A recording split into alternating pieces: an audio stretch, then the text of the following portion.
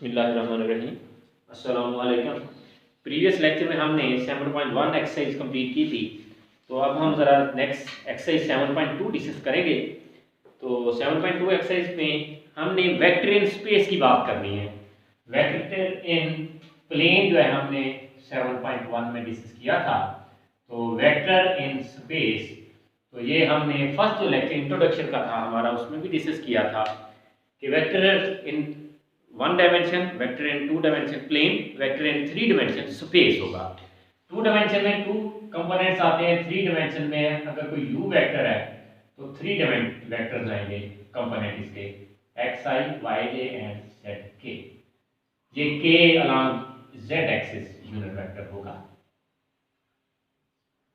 ये x axis, y axis और z axis, this is i unit vector, j unit vector and k unit vector. तो यहाँ क्या रहे कि ये राइट हैंड रूल को फॉलो करते हुए हमने इनको नाम देने x y z को। ये राइट हैंड रूल है हमारा x y z, x y z, x y z, यानी राइट हैंड रूल को फॉलो करते हम किसी भी डायरेक्शन, किसी भी पॉइंट से इसको x कहेंगे, फिर इसे y z, x y z, x y z, हम कहीं से भी स्टार्ट इसका ले सकते हैं। और ये जो z एक्सिस यहाँ पे नजर आ रहा है, एक्चुअली इस डायरेक्शन में ये वेक्टर एक्चुअली यहाँ पे ये जो हाँ x एक्सिस और y एक्सिस मिल रहे हैं ओरिजिन पर, यहाँ पे ये परपेंडिकुलर आउटवर्ड द प्लेन होगा, बाहर की तरफ, यानी इस पर परपेंडिकुलर ये इस डायरेक्शन में मूव होगा। तो अब इसके साथ हम नेक्स्ट हम बात करते हैं इसके addition, subtraction, scalar multiplication. As usual जैसा कि हम प्लेन में बात करते थे कि अगर किसी स्केलर से मल्टीप्लाई करना है तो उसके दोनों कंपोनेंट मल्टीप्लाई होंगे, या अब इसके तीनों कंपोनेंट से मल्टीप्लाई कर दिया जाएगा। इसी तरह इसमें सब अगर ऐड करना है तो 2 प्लेन डायमेंशन में प्लेन के अंदर हम x को x में और y कंपोनेंट को y में ऐड करते थे, यहाँ पे z कंपोनेंट को z में ऐड किया जाएगा। इसी तरह अगर डिफरेंस लेना है तो भी यही प्रोसीजर था कि x कंपोनेंट का डिफरेंस, y का डिफरेंस वहाँ था, और यहाँ पे क्या होगा z कंपोनेंट का डिफरेंस और साथ में यूनिट वेक्टर्स i j के साथ। अब बात आ जाती है कि अगर हम इसकी मैग्नीट्यूड फाइंड करना चाहते हैं तो मैग्नीट्यूड हम कैसे, इसी u की अगर फाइंड करना चाहते हैं तो then it will be x square plus y square plus z square square root.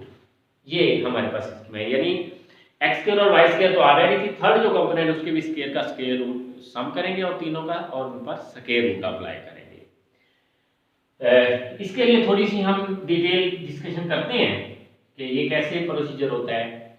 ये x एक्सिस है, यहाँ पे y एक्सिस, यहाँ पे ये i यूनिट वेक्टर आता है, और इसके अलावा j यूनिट वेक्टर, ये z एक्सिस, और इसके अलावा k यूनिट वेक्टर होता है। अब x, अगर हम x एक्सिस और y एक्सिस की बात करें x y प्लेन में, तो यहाँ पे ये जो वेक्टर है हमारा z कंपोनेंट इसका, वो आउटवर्ड द प्लेन यहाँ पे होगा, ये डायरेक्शन होगी इसकी, ये वाली हमारे पास। तो हमारे पास जो यहाँ वेक्टर होगा हमारे पास, वो यहाँ इस पॉइंट पर स्पेस के अंदर होगा, यानी यहाँ हम वेक्टर की स्पेस में हम बात कर रहे हैं, तो ये वेक्टर हमारा स्पेस में होगा, यानी ये एक्स वाई प्लेन में या एक्स जेड प्लेन या वाई जेड प्लेन में नहीं होगा, बल्कि ये स्पेस में ये वेक्टर यहाँ पे हमें नजर आएगा। ये सिचुएशन इसकी होगी यहाँ पे, और इसकी अगर मैग्नीट्यूड फाइंड करनी है, इस पॉइंट पे हमने मूव करना है, हम पहले एक्स एक्सिस पे आएंगे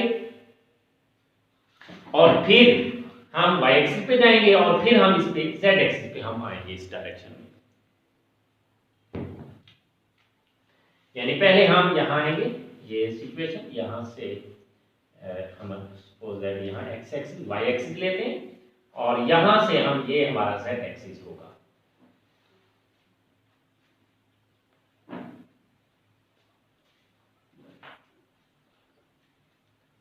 तो देखते हैं हम यहाँ, यानी ये एक्चुअली सिचुएशन होगी हमारी, ये हमारा एक्सिस होगा,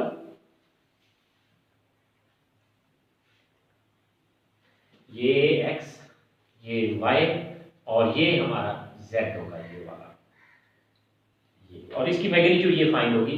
तो डेफिनेटली जब हम ये बात करते हैं x और ये y, तो इनको अगर हम मिलाएं यहाँ तो ये राइट ट्रायंगल बनती है और इस ये आ जाता है x square plus y square root hypotenuse.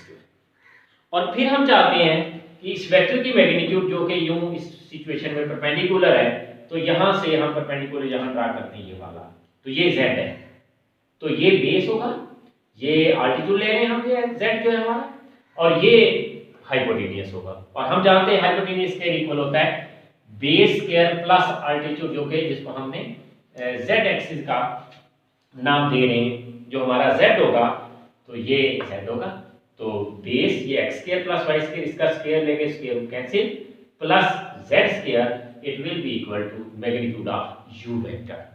तो ये बड़ी एक क्रिटिकल सिचुएशन है जिसको अंडरस्टैंड करना चाहिए अच्छी तरह से हमें कि ये किस तरह से वैल्यूज इसकी बनती है, इसकी मैग्नीट्यूड कैसे आती है। और इसी तरह से हम मजीद अगर हम बात करें इस पर, तो हमारे पास ये z एक्सिस है और यहाँ पे ये वेक्टर है हमारे पास। तो हम देख रहे हैं कि इस वेक्टर का, इसको मैं लहरा से ड्रा कर देता हूं ताकि एंगल्स भी आप देख सकें।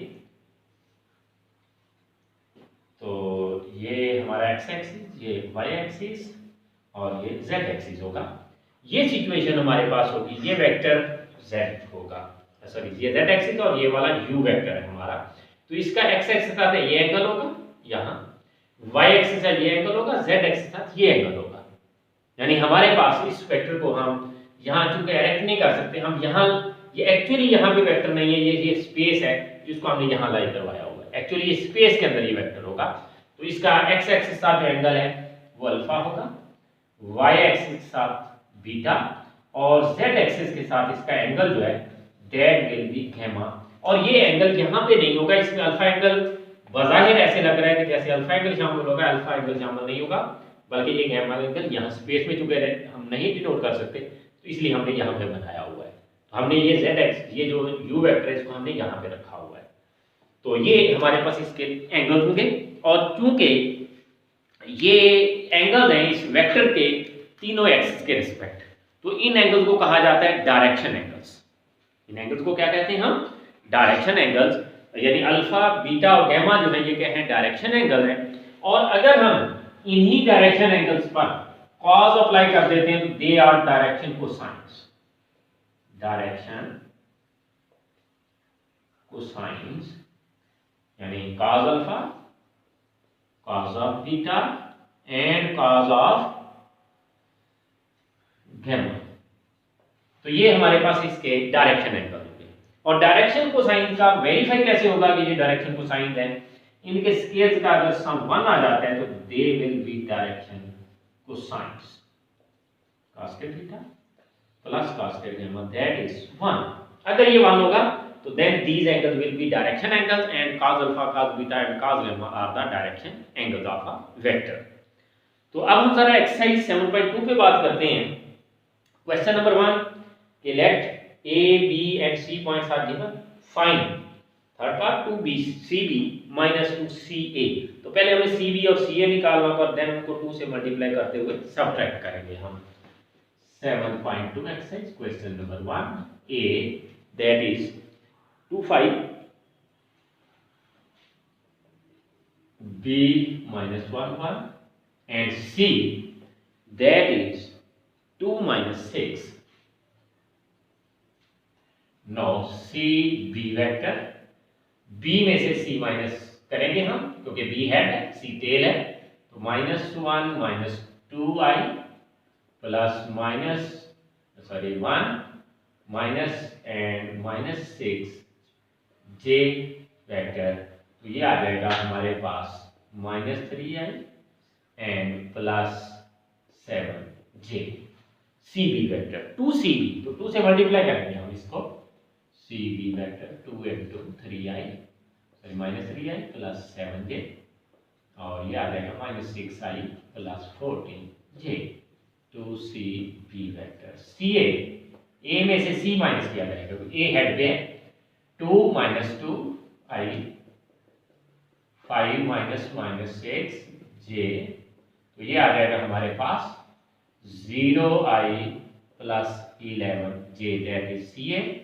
2CA 2 से मल्टीप्लाई करेंगे हम 0i plus 11j 0i plus 22j and 2CB minus 2CA 2CB is minus 6i plus 14j minus minus 0i minus 22j minus 6 minus 0 minus 6 minus 0i and 14 minus 22j minus 6i minus 8j that is 2CB minus 2CA. Then next question number 2, u, v and w vectors are given, find the indicated vector or number. तो u, v और w vectors हमें दिए हुए हैं। Question number 2, u vector is equal to I plus 2j minus k, I plus 2j minus k and v vector equal to 3i minus 2j plus 2k, 3i minus 2j plus 2k and w vector is equal to 5i minus j plus 3k, 5i minus 3j plus 3k and minus j plus 3k। तो second part है कि हम find करेंगे v minus 3w, v vector 3i minus 2j plus 2k minus 3 into w 5i minus j plus 3k and 3i minus 2j plus 2k minus 15i plus 3j और minus 9k and then it is equal to 3 minus 15i plus minus 2 plus 3j and 2 minus 9k and then it becomes v minus 3w is equal to 3 minus 15 minus 12i and minus 2 plus 3 1j and 2 minus 9 minus 7. Okay, this is the v minus w vector. And next, third part, 3v plus w mod. Mod means magnitude. 3v plus w whole mod, third part. तो पहले हम 3v plus w find करेंगे। 3 into v 3i minus 2j plus 2k plus w 5i minus j plus 3k and 9i minus 6j plus 6k plus 5i minus j plus 3k। इनको add करते हैं तो 9 plus 5i minus 6 minus 1j and 6 plus 3k and these becomes v plus 3w is equal to 14i minus 7j and plus 9k। तो हमें इसकी magnitude चाहिए तो हम देखते हैं इनको स्केयर्स और सम करेंगे हम इनका।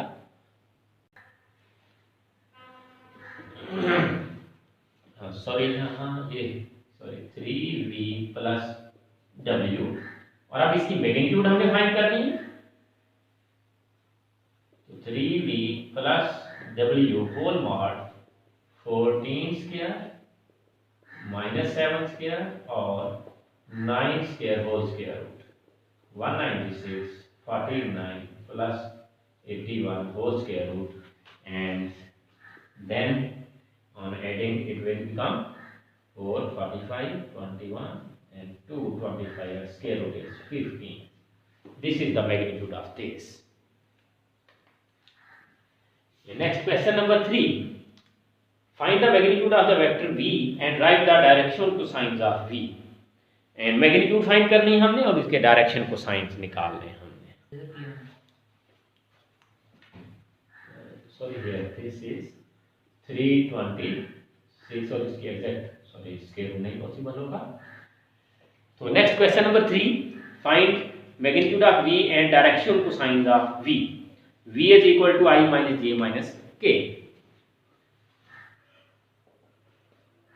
v second part i minus j minus k। तो पहले हम इसकी मैग्नीट्यूड फाइंड करेंगे।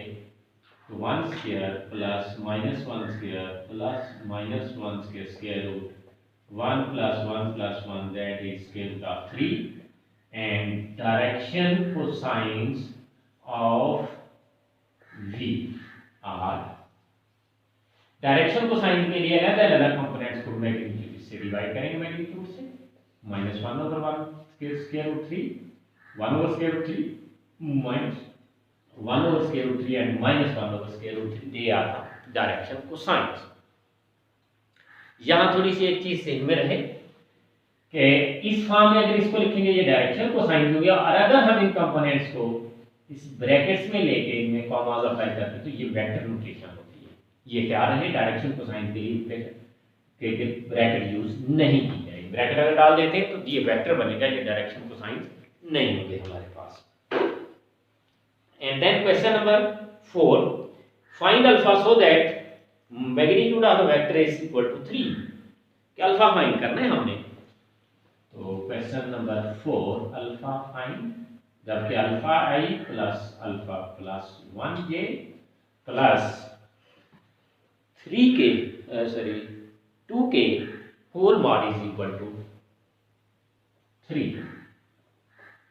तो इनका मॉड हमने लेना है magnitude alpha square plus alpha plus 1 square plus 2 square square root equal to 3 square in both side alpha square जिसके बोल रहे हैं alpha square plus 2 alpha plus 1 plus 4 equal to 3 square. तो 2 alpha square plus 2 alpha plus 5 equal to 9। 2 alpha square plus 2 alpha plus 5 minus 9 0। 2 alpha square plus 2 alpha minus 4 0। 2 अगर common लेते हैं तो यहाँ पे alpha square plus alpha minus 2 0 and alpha square plus alpha minus 2 0। Factorization alpha square plus 2 alpha minus 2 0 and then alpha common alpha plus 2 minus 1 common alpha plus 2 0 alpha plus 2 into alpha minus 1 0 alpha plus 2 0 alpha minus 1 0। तो alpha की जो values हैं हमारे पास they are -2 and alpha is equal to 1। These are the values of alpha for which the magnitude of this vector is equal to 3। जिसके लिए इस vector की magnitude जो है वो 3 आती है। तो अल्फा की उस वक्त वैल्यू या तो -2 लेंगे हम या फिर 1 यूज करेंगे। क्वेश्चन नंबर नेक्स्ट हम देख रहे हैं question number 5, find a unit vector in the direction of v i plus 2j minus k। Question number 5, v equal to i plus 2j minus k। तो इसके i के v vector के अलावा हमने यूनिट वेक्टर फाइंड करना है, यानी इसका यूनिट वेक्टर फाइंड करना है हमें। तो पहले मैग्नीट्यूड चाहिए v की 1 square plus -1 square square root 1 4 plus 1 that is square root of 6 and unit vector equal to vector over vector magnitude i plus 2j minus k over square root of 6 that is the unit vector along v in the direction of v। Question number 10 पहले हम discuss करेंगे। तो इसमें हमने first lecture में discuss किया कि when two vectors are parallel, कि अगर एक दूसरे का स्केलर मल्टीप्लाई हो जाएगा नॉन जीरो स्केलर मल्टीपल तो उनको हम क्या कहते हैं, पैरेलल वेक्टर, यानी v equal to C W. C constant scalar number है, w से मल्टीप्लाई किया v बनता है, तो v और w पैरेलल होंगे। और अगर c पॉजिटिव हुआ तो डायरेक्शन भी सेम, अगर c नेगेटिव तो उनकी डायरेक्शन अपोजिट होगी हमारे पास। तो इसका b पार्ट हम देखते हैं, find the constant a so that the vectors are parallel. Vectors दिए हुए हैं v equal to i minus 3j plus 4k। b part v equal to i minus 3j plus 4k and w ai plus 9j minus 12k। w ai minus 9j plus 12k plus 9j minus 12k। अब ये vectors parallel हैं तो then इनके जो components की ratio होगी that is also same, वो भी सेम होनी चाहिए। अगर ये स्केलर मल्टीपल है तो तमाम कंपोनेंट से सीधे मल्टीप्लाई होने हैं, तो इसी तरह इसका मतलब उनके दोनों के कंपोनेंट्स की रेशियो भी सेम होनी चाहिए। तो इंप्लाइज लिखेंगे हम as V and W are parallel, so 1/a minus 3/9 4/-12। और सिंप्लीफाई करते हैं तो याद आता है 1/a 3 9 4 3 12 माइनस 1/3 और ये भी minus 1/3 implies 1/a equal to minus 1/3 and a is equal to minus 3। तो ये एक ही वैल्यू होगी हमारे पास -3।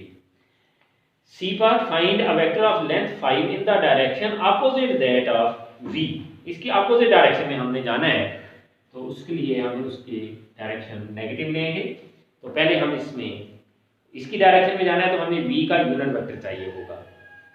v vector is equal to i-2j + 3k और इसकी मैग्नीट्यूड निकालेंगे 1 square minus 2 square plus 3 square square root 1 4 and 9 square root of 14 v magnitude. तो unit vector over vector magnitude that is i-2j + 3k over square root of 14। तो v unit vector आ रहा है 1 over square root of 14i minus 2j 2 over square root of 14j and 3 over square root of 14k that is v unit vector. As required vector हम let कर देते हैं कि let the required vector is u and as u is parallel to v और u चूंकि parallel है v के तो same u in the direction of v, so u unit vector will be equal to v unit vector. क्योंकि याद रहे कि same direction में एक ही यूनिट वेक्टर होगा, एक डायरेक्शन में एक ही यूनिट वेक्टर होता है, एक से ज्यादा यूनिट वेक्टर्स नहीं हुए। क्योंकि u की डायरेक्शन वही है जो v की है तो इसलिए v यूनिट वेक्टर होगा u unit vector v vector के इक्वल और वेक्टर यूनिट वेक्टर होगा 1/14i minus 2/14j square root and 3 over square root of 14k। Now u magnitude is 5 as u is in the direction opposite that of v, so u vector equal to -5 into u unit vector that is v unit vector and -5 into 1 over square root of 14i minus 2 over square root of 14j and plus 3 over square root of 14k। और इसको multiply करते हैं तो याद आता है -5 over square root of 14i 10 over square root of 14j and -15 over 14 square root of k। that is u vector, that is the u vector। Next चलते हैं हम।